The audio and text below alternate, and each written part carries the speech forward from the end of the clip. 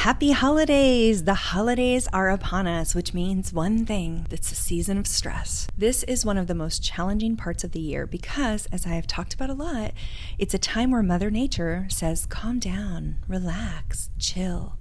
But human civilization says, buy, sell, go do things, be wild, run around like crazy for 4 to 6 weeks, spend all your money, yes. So what we want to do this month as we start to approach the holidays is think about how to decompress your life from stress just a little bit. So I have 7 tips to help you de-stress your holiday season, and I hope that at least 1 or 2 of them help you to reclaim your stress this holiday season. First things first, I want to just say on a practical level, let's talk gifts. Give yourself the gift of self-care. I always love to forward think for my future self. My future self is very busy. She doesn't often think about her self-care. My current self, today's star, is going to help her out by thinking, okay, what day am I going to feel the most taxed and tired and in need of some comfort and love? And then I'm going to do something nice for myself. And then I'm going to make a plan for how I can support that version of myself in the future. For example, if I know that when I come to town to see my family, I'm going to need to help my dad haul furniture all over the house, I might want to schedule a massage. If I feel like I've just been going nonstop and I can't remember the last time I saw a sunset, I may just schedule time to go sit on my parents' roof and watch the sunset. Whatever it is that brings you a sense of joy and lightness and self-care, I want you to pencil that in right now in your calendar for a time and day that is going to support you in the middle of the holiday chaos. Think in advance of what you're going to need and the day that you might need a little R&R, a little support, a little energy, even if it's just giving yourself your favorite treat or going out and standing in the sunlight for a few minutes, whatever you need to give yourself a little hit of happy. The second thing I want you to think about is I want you to have a contingency plan for the moments that life gets a little chaotic. I don't know about you, but I have had many friends give me a gift when I had not bought them a gift, and I felt really bad about that. So what I tend to do is I will buy maybe 3 small, inexpensive, edible gifts. I like edible gifts because everybody likes an edible gift. If they don't like it, they'll give it to someone who will. I like to buy 3 simple, inexpensive, edible gifts that I have at my house. If someone gives me a gift and I don't have something for them, I have a few little gifts that I can just pass off to them. It makes me feel good to give someone a gift if they've gifted me something. And if at the end of the holidays I haven't given that gift away, you can either go and walk around your neighborhood and give it to somebody around you in your neighborhood. You can either give it to someone maybe who comes by to see you or a neighbor, or because it's edible, you can just eat it yourself. This is a nice win-win situation where you feel like you're set up for success and it doesn't really cost much and it isn't a big burden, but it can save you from feeling a little bit of stress further down the line. My final thought on gifts would be try to give experiences more than gifts. It is so easy to get caught up in the stuff of our society. It is shoved down our throats that we need to be buying things and finding the best deals, and we need to be buying something for everyone we love. And I cannot tell you how many homes I've worked in. Someone will start to organize a room and they find countless gifts that have been given to them or to their kids that have never even been opened. Sometimes it feels like we're doing something wonderful by giving them a physical object, but oftentimes those physical objects are not being used. So try instead to give the gift of an experience. Instead of giving your friend something they may not need, ask them to go see a movie or take a walk with you or go out to dinner. Not only are you not adding clutter to their house or costing you way more money than you need to spend this holiday season, but you're also making a memory with someone that you love. And this is great with kids. We need to recondition our kids to realize that time is our most valuable possession. It's not our stuff. Stuff doesn't go with you when you die. Stuff actually becomes a bit of a burden. Anything that you acquire, you have to manage and maintain. Having an experience only does positive things for you. It allows you to build memories and have a great experience that you can carry with you for your entire life. Now, once you are done going through this wild holiday season, or maybe even in the middle of it, I want you to consider doing a no-spend week. Now, this is a challenge during this holiday season, but it's one of the best things you can do because before the holidays come, we are just going to be inundated with messaging about spending money and buying people things and what a great deal it is. But let me tell you, I don't care how good of a deal that is. If you don't need it or you don't use it, it's a waste of money. Try to find a week.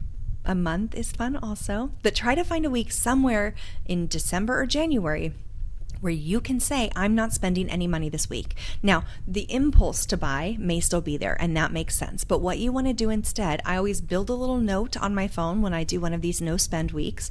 And anytime I have the impulse to buy something, I write it on a note. And then at the end of my no spend week, I look at the note and I see, is there anything on that list that I still need to buy? So that way my brain has this peace of mind that I didn't lose the item that I may actually need. But more often than not, when I look at that shopping list at the end of my no spend time, most of it I don't want. It was a momentary impulse that really didn't last longer than a day or so. Take a little bit of a breather from shopping after the chaos of the holiday season because, again, society is going to be telling us we need to be shopping. And let me just tell you, as a professional organizer, that holiday deal that you get, whether it's before the holidays or after the holidays and the post-holiday sales, ends up being clutter more times than not. So give yourself the gift of a no spend week. All right, now let's get into things to say no to. So the first thing we're going to say no to is no scrolling the first hour you wake up. I will tell you, my friend, it is so stressful when you wake up and you start scrolling. And I am guilty of this as much as the next guy because it's such a great dopamine hit. It's so much fun. I feel like I learned so much or I'm informed. But the truth is that when we start scrolling, it has been proven that it has a negative impact on our mental health.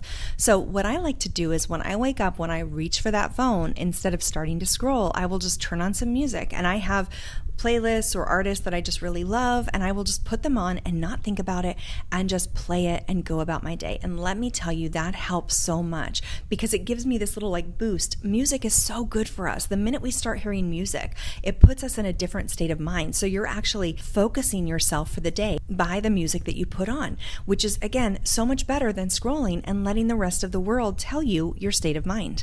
Just for the first hour, play some music. Then you can pick up your phone after an hour, give yourself that reset to start and focus your day in the way that you want to have your day go, starting with playing a little bit of music. The other thing I want you to say no to is one social engagement. You know what I'm talking about. There is something that someone has asked you to do that you don't want to do. And let me tell you, it's okay. Don't do it. You don't need to go. They will not die. Something bad will not happen if you don't go. They will be okay. And this might be a party. It could be a one-on-one thing. I just want to ask you, how many times has someone canceled on you at the last minute that you were actually deeply relieved? Most people right now are just pushed to the extremes. They do not have time. They do not have energy. If there is something that, say no to it, it will make you feel like you're reclaiming some of your energy, do it. Whatever that thing is that you've been thinking about and not really wanting to do, this is your sign to say no, and it is completely okay to say no. The last tip that I want to give you for creating a stress-free holiday is somewhere in this wild and crazy holiday season or shortly after, plan an unplugged day.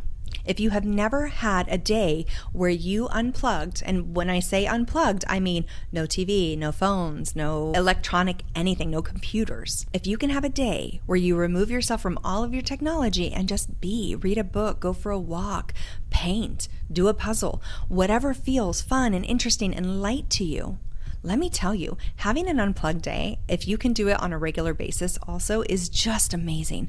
But after the holidays, when it has just been go, go, go, this can be a wonderful time to just reset. Allow yourself to calm your nervous system, get back in your body, realign. Trust me, you have 364 more days that you can go and be connected to technology and go, go, go. But give yourself one day of rest. Really let yourself unplug and just be present. Hear your own mind, experience the beauty of silence, go for a hike. Do something for you that is deeply restorative. All right, so those are my tips for a stress-free holiday season. I hope that they help. Comment below and let me know which one you want to try. I will cheer you on as you de-stress your holiday season. As always, follow me for more tips, tricks, organizing wisdom, and chaos decompression. Thanks so much for being here. Have a great holiday.